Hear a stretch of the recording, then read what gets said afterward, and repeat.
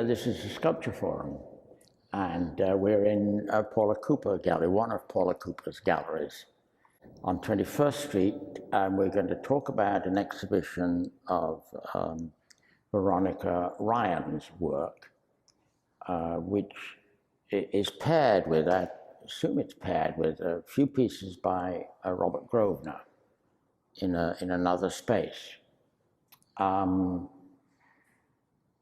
Full disclosure, Veronica Ryan is someone I know, have known for many years, not very, very well, but I like her and we speak whenever we meet. And it's really very satisfying and pleasurable to see this work and to see it getting attention at last. Okay, guys, go for it. Well, it's emphatically nice, beautiful, and that it's all, I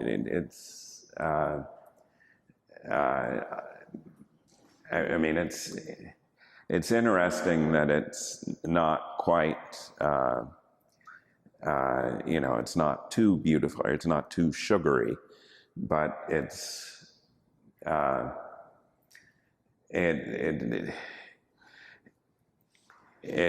moving in that direction, or there's something that is deer? Sorry? Deer? Deer? Yeah. D-E-A-R, deer? That's an interesting word, not something that occurred to me. What occurred to me is Bennington. Bennington, you know, the college at Carrow and the color field painters, and that kind of Helen Frankenthaler, almost, you know.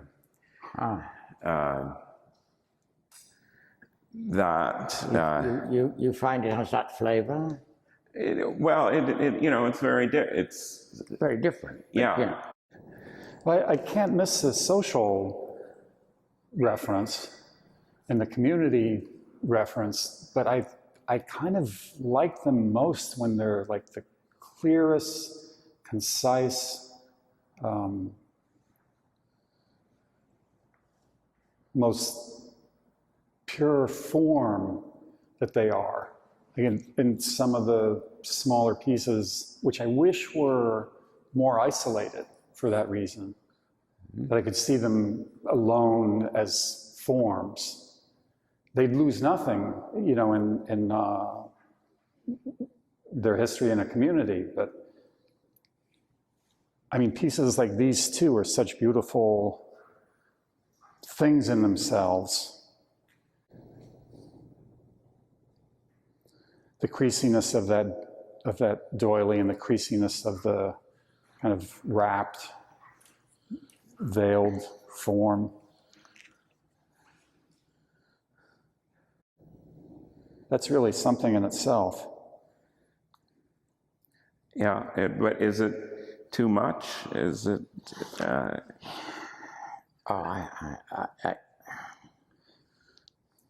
I think like I would love the room if it were either of these two alone on the floor.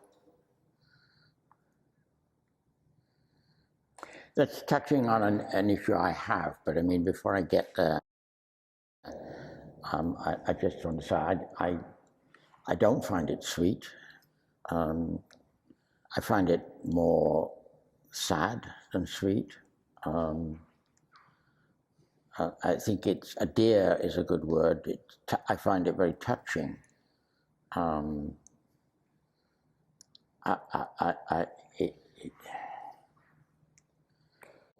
Touching with a wallop. Yeah, but I mean, touching in a real way, in a quite a profound way.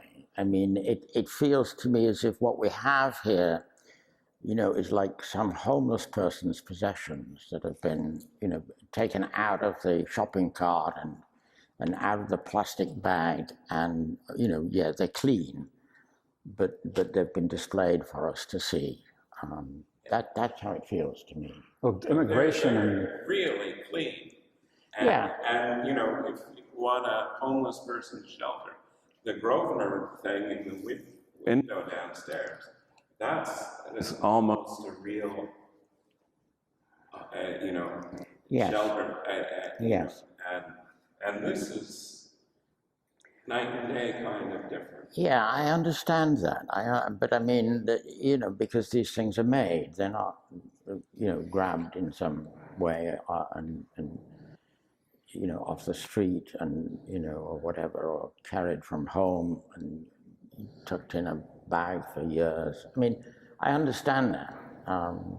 But in a sense that they seem to speak they speak to me about a book, and I forget the author's name. The book is, I think, The Things They Carried, or it's All the Things They Carried, and I forget the title. The Things They Carried. And it's basically lists of things that the soldiers carried into Vietnam, into war, in addition to what they were obliged to carry for their military, all the other things they carried with them. They had all their protective gear and their weapons, to keep them physically safe.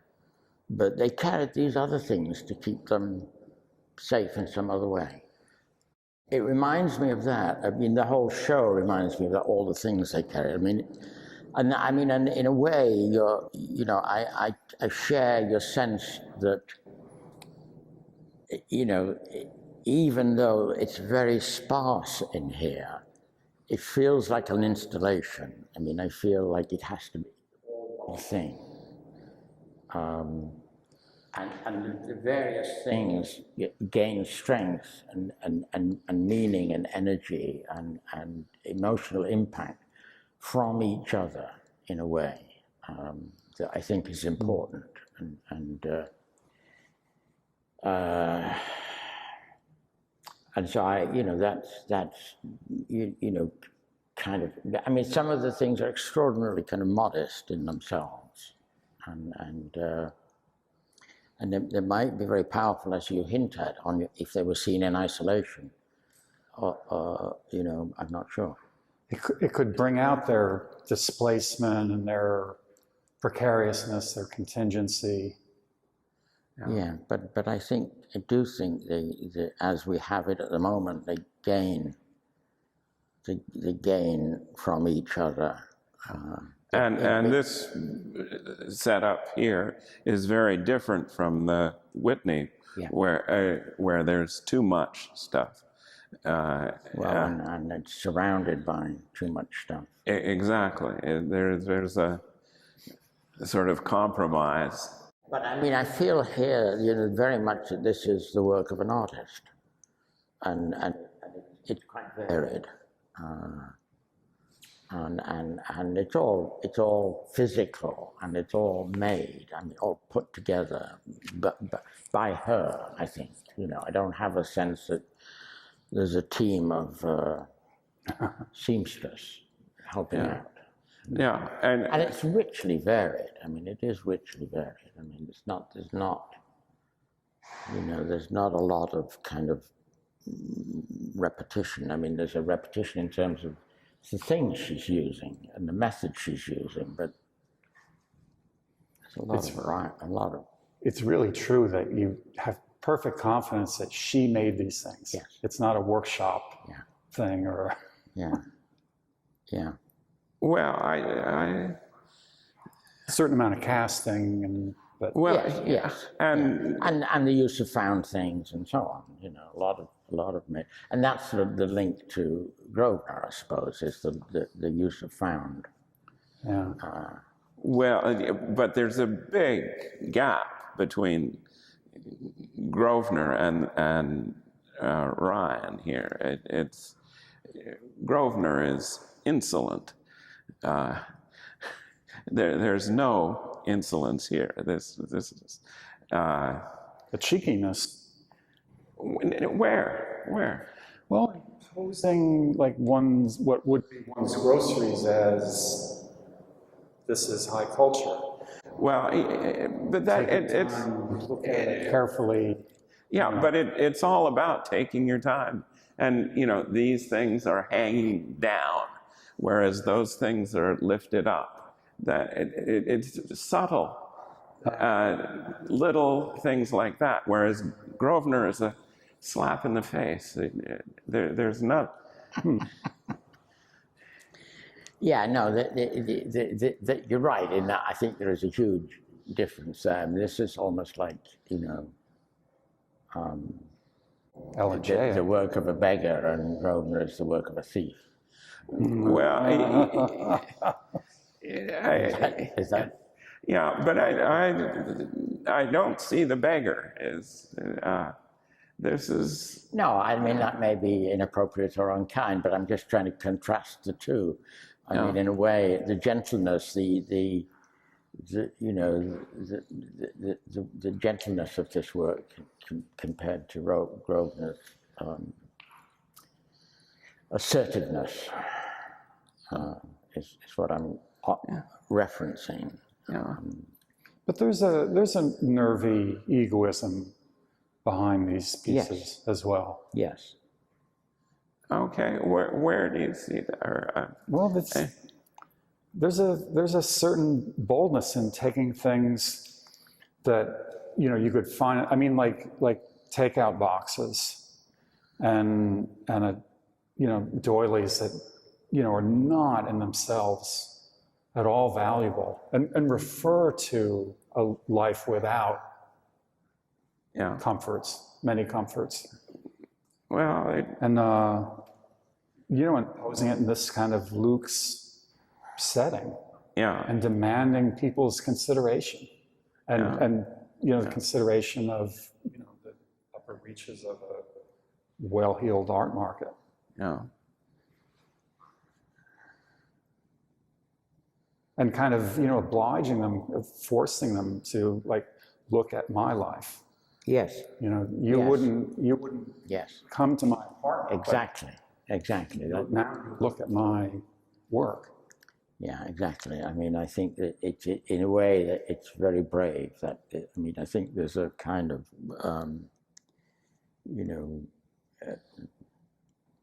exposure of self that is is courageous. I guess that's the other thing that I like most, is when I feel like that her self is most present, as itself somehow. But yes, as in where the object has become. It's. Well, what about the yellow there? That's covering a self, or it's putting a and just the glazes on those.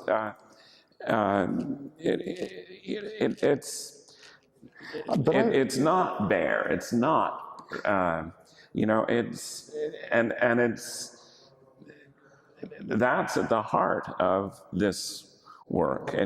She's gone past just emptying the vacuum cleaner. But that's where kind of magic takes place.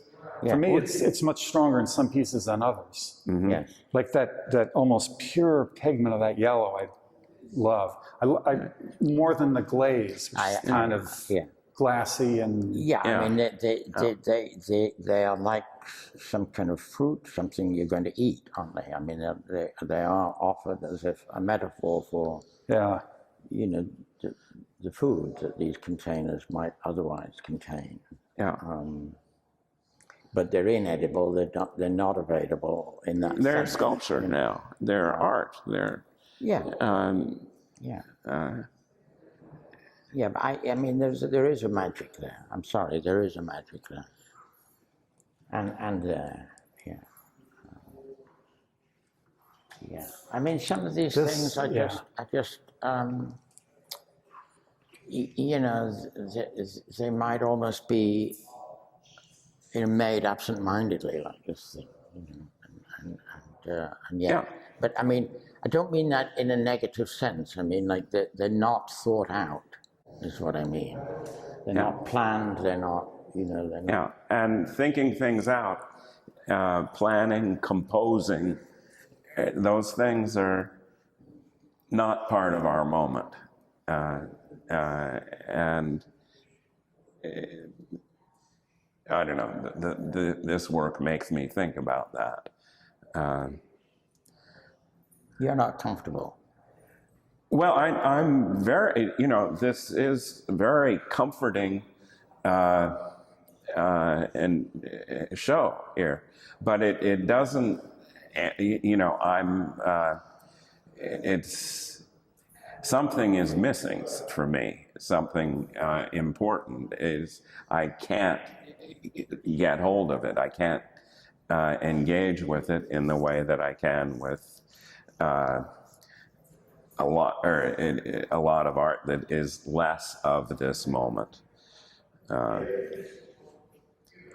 Yeah, I mean, can you poke out a little more what it is that's missing for you? Well, just the kind of thing that this is not, or almost not, composed, and why not tie that little bit up? And whereas in, This one, though, is exquisite. I mean, couldn't be simpler, couldn't be different, right?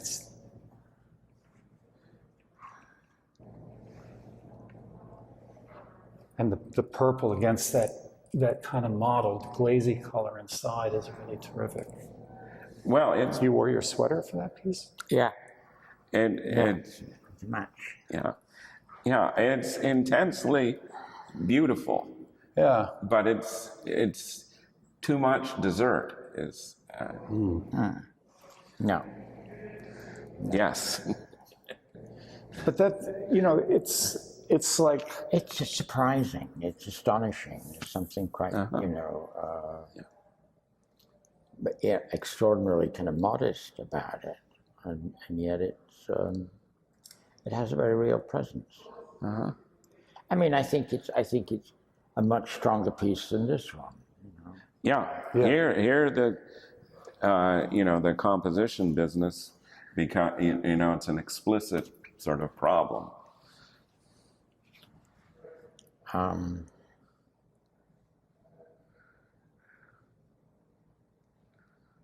No, I like these three pieces very much.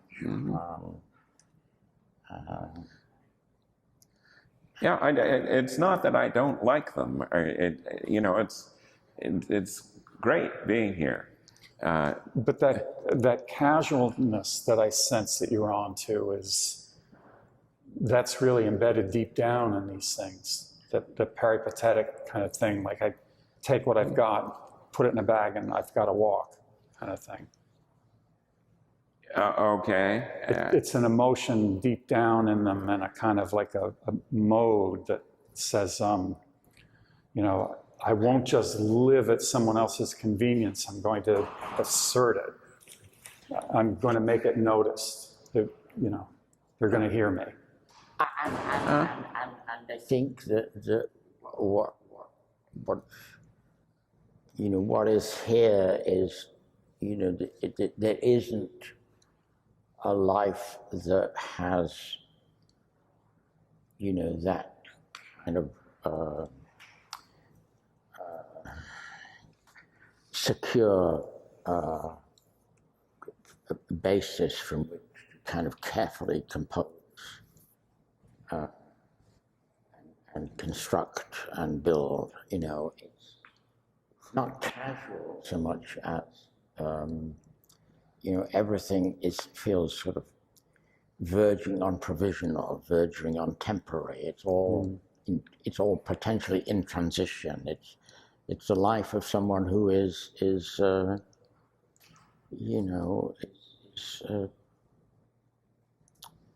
without privilege, really, I think, Yeah, I just I mean, it feels very, that aspect of it feels very real. You know, it feels very present, the sense in which, it, as you say, BRANDT, you know, cobble something together with my hands out of what I can find, you know, and what I'm familiar with, you know, what I used to cook, what I used to sleep, what I used to, you know, and you know the skills that I've acquired, you know, with needle and thread and.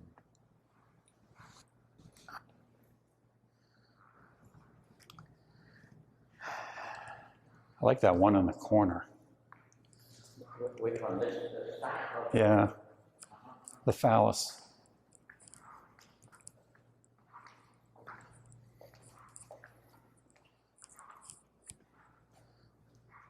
Well, you know, what I consider, you know, a kind of meaningful engagement, you know. This is, I mean, Heiser's engagement seems to be, you know, about presentation, about addressing a public, about, this seems to be someone who is from a very high podium, high Heiser, stage. yes, yes, yeah. No, but this feels much more like a real, you know, a real engagement. Oh, the inside of the box is sort of gilded. I think they may be spray painted. They look gold. They look kind of. Maybe not. Maybe that's the color they are. I don't know. But Maybe just the top one. On the edge there, in particular, it's definitely been painted. Just that top edge. Yeah, the inside seems. Oh, the inside. I see. Yeah, the whole inside. So, yeah, maybe just the final box. Who knows? Yeah, it's surely among them. It's like I mean, there's something about like a kind of birthday party or something, isn't there, as well, about something like that, you know, there's kind of like surprise present. Well, Pussy phallus. Well, yeah, but that twist, there's some sense in which, you know, that's arty contrapposto, whereas these things that are simply vertical, either going down or going up, seem somehow more direct. And it makes me think of the Mia Westerlund-Rusin show, that, you know, the first floor, you've got those two vertical columns, in the basement or whatever, you've got horizontals. And those, Mia's stuff is not too far from Grosvenor. You know, lots of Grosvenors are just those straightforward horizontals. Well, now that you brought it up. Okay. The contents of that box I find so much more kind of metaphorical and affecting than the contents of the Rosen boxes. Oh, those boxes? Yeah. I mean, every time I catch a glance of like a bit of the yellow showing across the top, I think, oh, you know. Okay, that's, because. Yeah, I mean, one of the things that is relevant perhaps to mention is that, you know, some of these very modest things like that and these things would, you know, they're on the floor. Yeah. Whereas, you know, they could very easily be put on pedestals, and that would seem, you know, the conventional and the traditional way to present them. But they're not. And that emphasizes the sense in which they're very humble things, I think, you know. Well, it might have done that sort of in 19 59, but in, you know, in 1960 or whatever, whenever Caro started putting everything on the floor, you know, all of a sudden becomes art. And there's no getting around that. No, there is. I mean, it's not, you know, pedestals are still very much, you know, in use. And well, sure, and we've got shelves we've here. got shelves, yeah. So and we've got a shelf out in the entranceway there with some things in it. Yeah. But I'm just noting that it's important that these things are on the floor. It's important to how we engage them. Sure. And what they are. Sure. And this goes all the way down. To the sense in which they are not. I mean, when you put something on a pedestal, you privilege it, you know.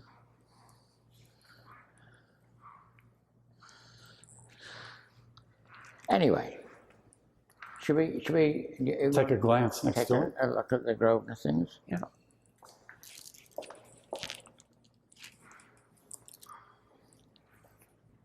There's some humor too, isn't there here? Sorry? Some humor. Oh yeah, sure. Some humor and I mean not. What kind of humor is it? Is that a headrest?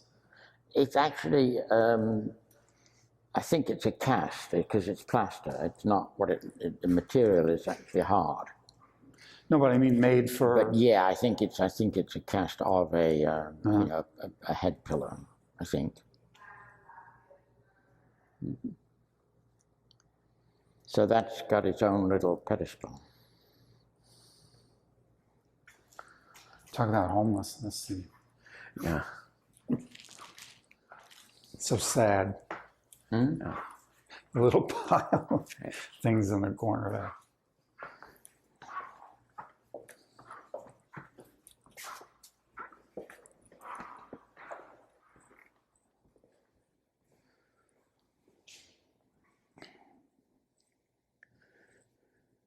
It's funny, I remembered it being like Naples yellow. Mm-hmm. I would have been perfectly sure. You mentioned last time we were here, having had some acquaintance with Robert Grosvenor and. Yeah.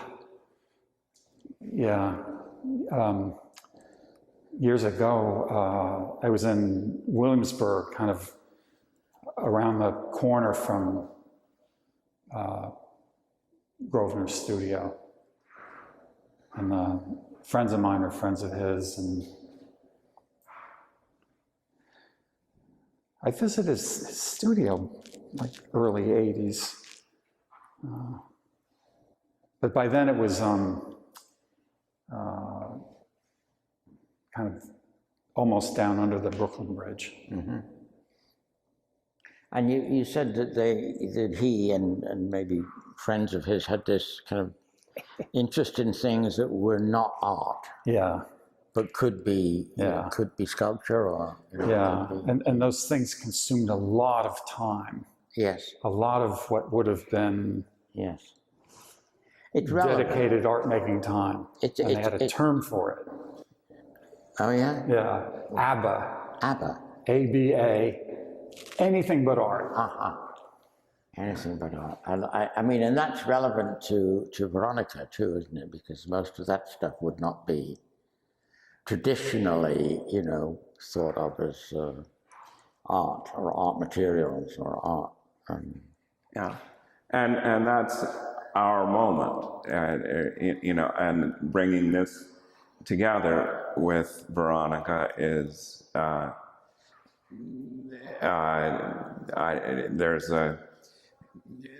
are plenty of similarities in addition to differences. But let's bring somebody else in, Mr. Tucker. And, you know, Maud's interview with him and his recent head, the GRACCHUS, the hunter GRACCHUS. You know, the thing has been, it's not a head that's standing up, it's been kicked over. And this sort of seems to be something that has also been kicked over. And is, I don't know, what about that? Is kicking something over? Kicked maybe kind of not the right verb, laid over. Well, with Tucker, you do have that feeling, and I think he talks about lifting it up to a certain degree. But this, you don't, one of the differences here is, it seems to me, that it feels more, kicked over might be the wrong word. I don't have that sensation. I don't have that sensation. I mean, one of the things that intrigues me and delights me about this is that ambiguity as to whether it was at some point part of something that was stood on this space, or whether it's part of something that was like, the end of a racing car or something. Sure. So it was always, in this orientation. I've no idea, but that sense in which, is it meant to be this way up, or is it meant to be this way? It's this way up, but the hint that it could be a different way up, because what I mean, that's one of the things about it that is so engaging. I mean, it's one thing that is so minimal without being in that minimalist, conceptual. Don't. It's insolent. It full of a special kind of vitality.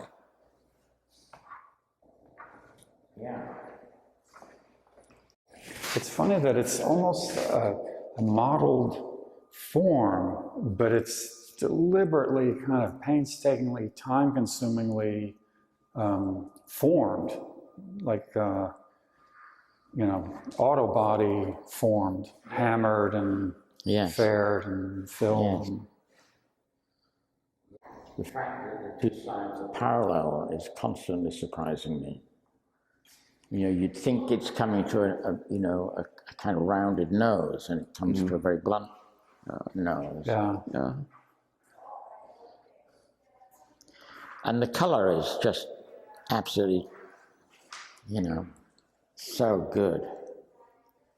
That spring green has nothing to do with the form at all. But there it is.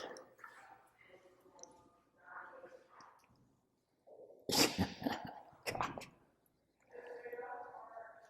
Yeah. It's not humble either, is it? Although it sort of is.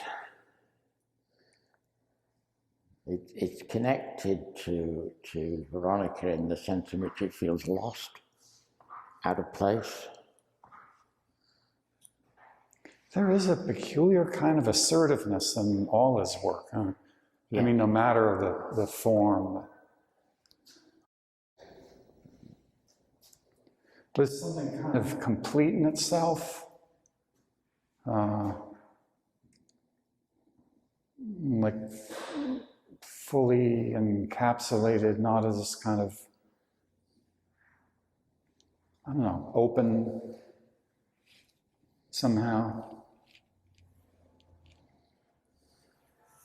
Except the blunt end of it is, it has an association for me with the cathode tube in an old TV set.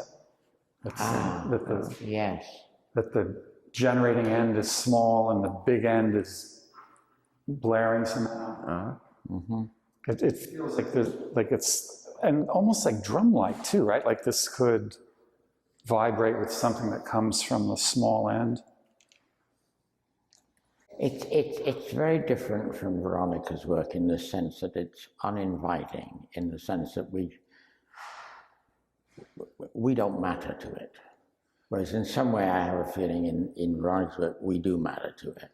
Yeah, that our participation big is difference. somehow... I mean, I'm not quite sure in what way, but it's like somehow or other, I don't matter to this thing. Yeah. And no, it doesn't need us. Yeah, although I don't have a sense that Veronica's work needs us to complete it in some way, but in some way it's open to us in a way. She's very much trying to please you or us, it seems. Well, maybe, I don't know what her motive is with that. I mean, but the cleanness, the nice color, it's... Yeah, but I think that's speaking to you know, to the sense in which the personality, the person, the maker of the work is daring to be vulnerable in that way, to say, I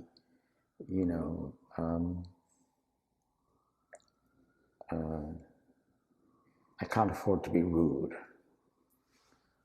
Okay. You know, I don't think it's trying to please me as much as revealing a world that is it's not my world, you know. And I'm very kind of like touched by it being allowed to enter it. You know. Whereas this is, you know, this is my world, but I'm not allowed to enter it. I mean, yeah. I mean, I know what you're feeling, Jock. I think I know what you're feeling. That sense in which the work somehow or other has to achieve a kind of independence from the maker, which this does, and perhaps Veronica's work doesn't feel that it does in the same way. Is that? That's some of it? Yeah.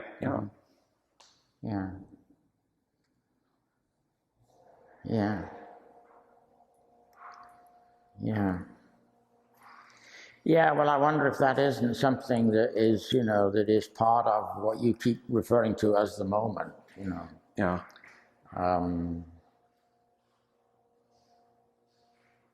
The need, the sense in which the artist has to engage the audience.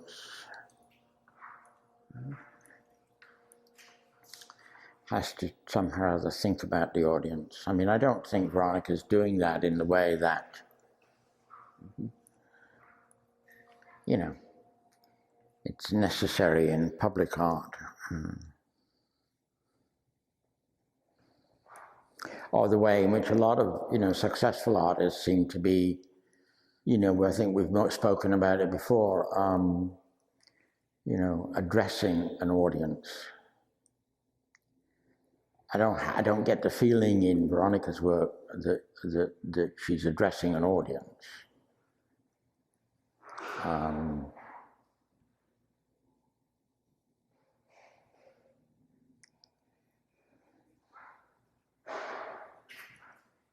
Yeah, this to a certain extent, it presumes on a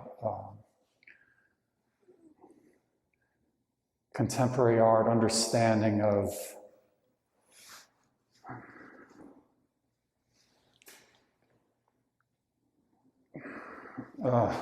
the being of the artwork, the self-containment and self-sufficiency.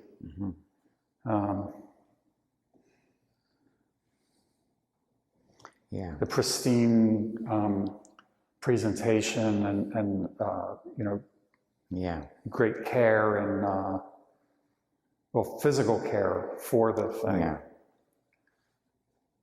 There's some kind of a kind of funkiness that Grosvenor was carrying on practically single-handed within the art world. Within, you know, this, you know, I don't know what to call it. Yes. High art world. Yes, while remaining very close to and very much within the kind of language of you know, of abstract sculpture. Yeah, exactly. Of the era. But yeah. Because when he was making those things in the early 80s, when I would see his work that time, I'd say, oh yeah, that's the neighborhood. Yeah. Yeah, I just started to read Boccaccio's Decameron, and he wrote it in Italian, and it was a big deal to write in the vernacular. And is this the vernacular now? And is making figures in clay, is that writing in Latin sort of thing? Yeah, well, that's, I am a little younger than you are, not much, but that's, I have doubts about, I'm impatient with the vernacular, or I'm confused by it more than I'm, you're sort of sure about it in a way that I can't be. I'm open to it in a way. Yeah. You are. Yeah.